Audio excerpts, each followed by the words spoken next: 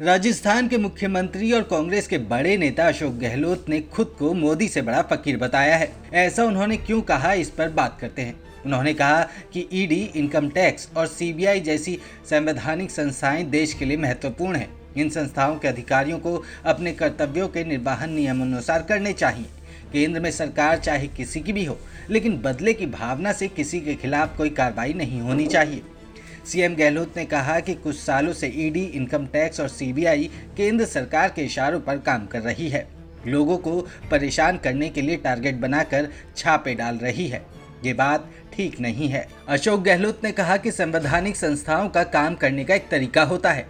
पहले वो गोपनीय रूप से जांच करते हैं। जांच पूरी होने के बाद अगर कोई मामला बनता हुआ दिखाई देता है, तभी आगे की कार्रवाई करते हैं। उन्होंने कहा कि इन दिनों ये एजेंसियां केंद्र सरकार के इशारे पर विपक्षी नेताओं के घरों में घुस रही हैं।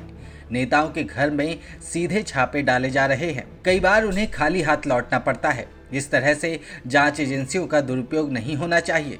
राजनीतिक तौर पर किसी को निशाना नहीं बनाना चाहिए।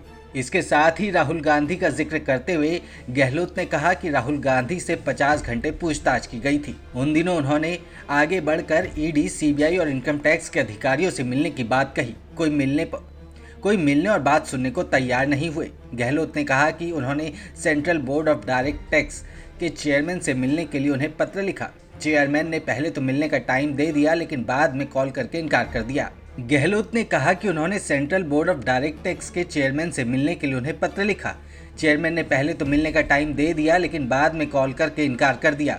गहलोत ने कहा कि उन्होंने मीडिया कर्मियों से कह दिया था कि वो सीबीडीटी के चेयरमैन से मिलने जा रहे हैं। उसी वक्त वहां से कॉल आ गया कि आप अभी मत आओ, हम बाद में खुद आकर आपसे मिलेंगे।